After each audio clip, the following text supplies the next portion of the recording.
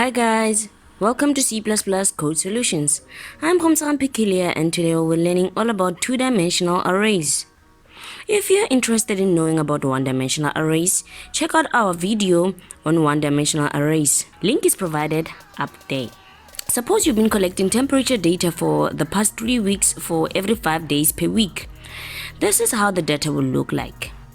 The data collected for the first week, day 1 to 5, data collected for week 2, and the data collected for week 3.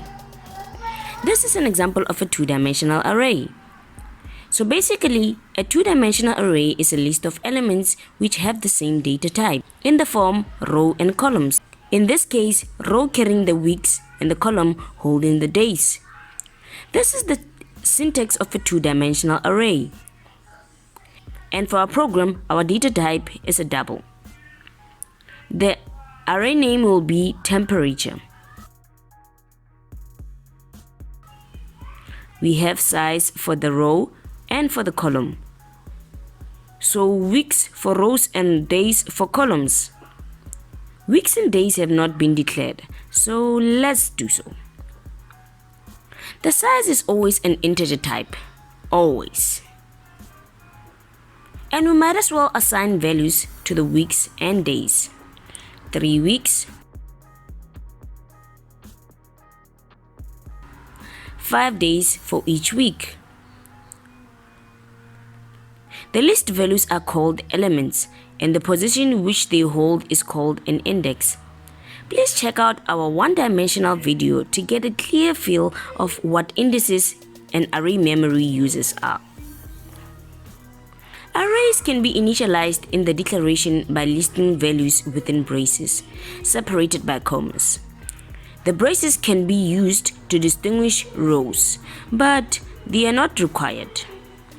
Like this. These braces are for the first row, and these ones are for the second row elements. And finally, these braces are for the third and final row. We will copy in the data as in our image. The first row data, the second row data,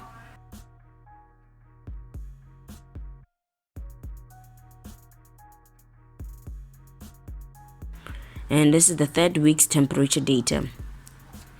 In order to locate an element in an array, one uses an index. An index in plural are called indices. Indices are positions used in arrays.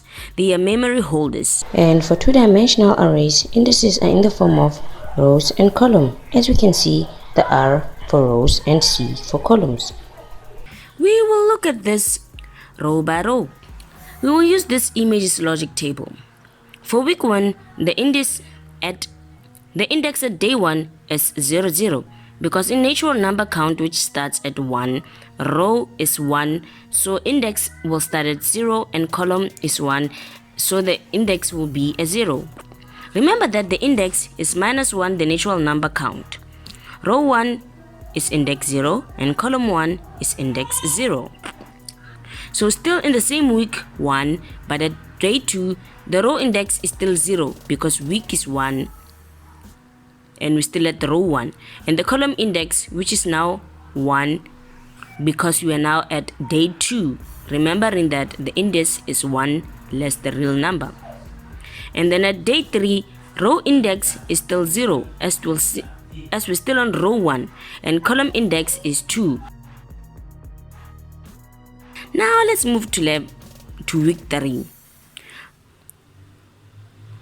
For week 3, the index at day 1 is 2, 0 because in natural number count which starts at 1, row is 3, so index is 2 and column is 1, so index is 0. Remember that the index is minus 1 the natural number count. Row 3 is index 2, column 1 is index 0. And at day 2, the row index is still 2 as we're still on the same row 3. And the column index is 1, which is 1 less the natural number count, column count. At day 3, row index is still 2, as we're still on row 3, and column index is 2, which is 1 less the natural column count, which is column 3. I could go on, but for time's sake, I won't, and I hope it makes sense. This will make sense if you have a knowledge of one-dimensional arrays, and as such, I suggest that you check out this video that I mentioned. Nonetheless, let us move on to the output. To check if whether our data is truly sorted as we require it to be, nested for loops are used to process two-dimensional arrays. Outer loops control the rows and the inner loops control the columns. So let's build our loops. Starting with the row index, which starts at 0 and it goes up until 3, and so that it keeps going on 0, 1, 2, 3. Let's increment. Now for the column loop, which starts at index starts at 0, goes up to 5 days, and increment.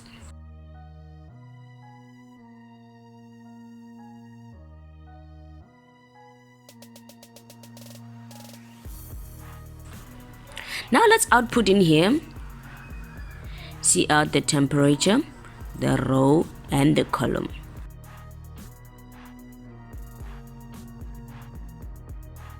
I'll put this here to separate the numbers in a row. The cout has no end line as we're still in a row. The cout will only come in here so that before the code moves to the next row, it moves the next to the next row and starts print. And then we have our two-dimensional array. Let's run our code to see if it actually runs true. Amazing. Let me align our output nicer here.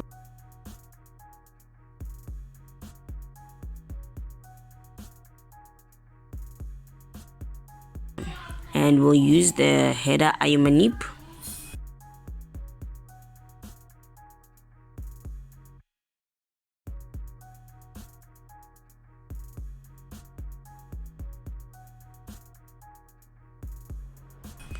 Let's use left,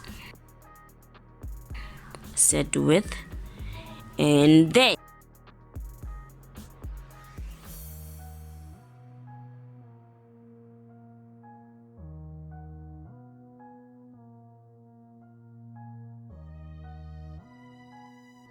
So what I did was for every output before this arrow line be given with 5. So the arrow comes just after that. Hence it is aligned nicely. You deserve a pat on the back for completing another C++ code. Now a challenge to you. Doing the same problem, prompt the user to enter this array elements instead of initializing the data. You can share your video here on the comment box, or you can share it on our Gmail address. That's it for me today, guys. Let's take a water break and meet on our another video. Thank you. Bye.